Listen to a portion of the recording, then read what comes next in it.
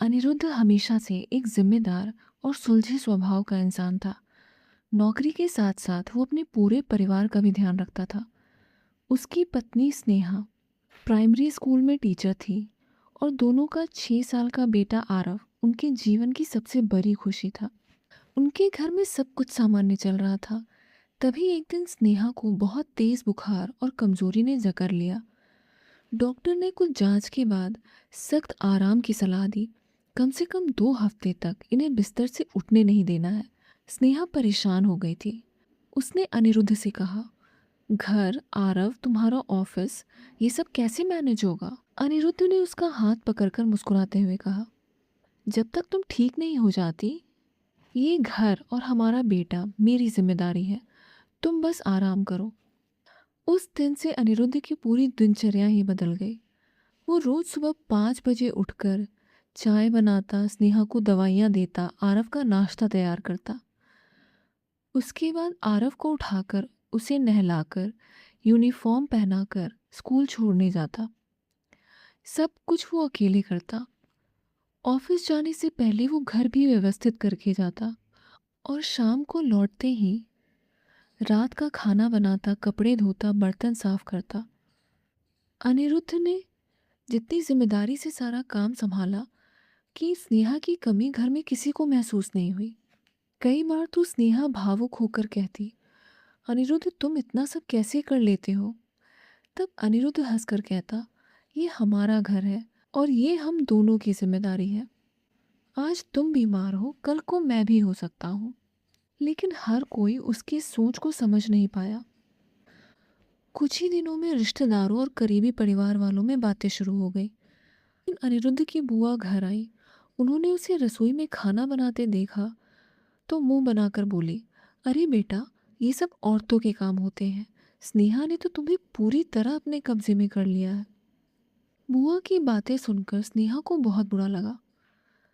अनिरुद्ध मुस्कुराकर चुप रहा। उसने बुआ की बात का जवाब देना जरूरी नहीं समझा। मोहल्ले की औरतें भी आपस में बातें करने लगी कि देखा, स्नेहा कितनी चालाक है, खुद आराम कर रही है और पति से सब काम करवा रही है। क्या नसीब पाए हैं उसने। लोगों की बातों का असर धीरे धीरे स्नेहा पर होने लगा। वो खुद को दोष देने लगी। उसने अनिरुद्ध से कहा, मेरी वजह से तुम्हें सबकी बातें सुननी पड़ रही हैं। इससे बेहतर है कि मैं ही घर के काम करना शुरू कर दूं। तब अनिरुद्ध ने उसे समझाते हुए कहा, जो लोग मुश्किल समय में साथ निभाने को कमजोरी समझते हैं, उन्हें रिश्ते का मतलब नहीं पता होता। ऐसे लोगों की बात को नज़रअंदाज कर दिया करो। कुछ दिनों बाद स्नेहा की तबीयत के बारे में जानकर अनिरुद्ध के माता पिता उसके घर आए।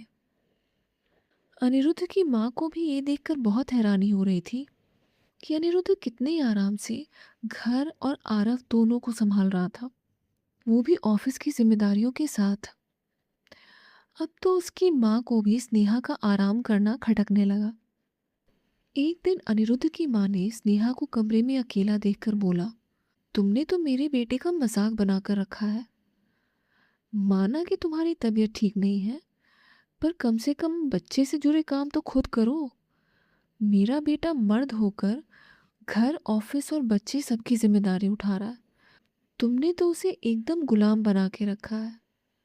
मुझे तो यकीन ही नहीं हो रहा कि ये वही अनिरुद्ध है जि- जिसे मैं कभी अपने हाथ से एक गिलास पानी भी नहीं उठाने देती थी। तुमने तो उसे एकदम कंट्रोल कर लिया है। और आजकल के मर्द भी ना, जरा सी बीमारी क्या हुई बीवी के नौकर बन जाते हैं। एक हमारा जमाना था, बुखार में तपते हुए भी बिस्तर से उठकर खाना बनाना, बच्चे संभालना, ये सारे काम हमें खुद ही करने पड़ते थे।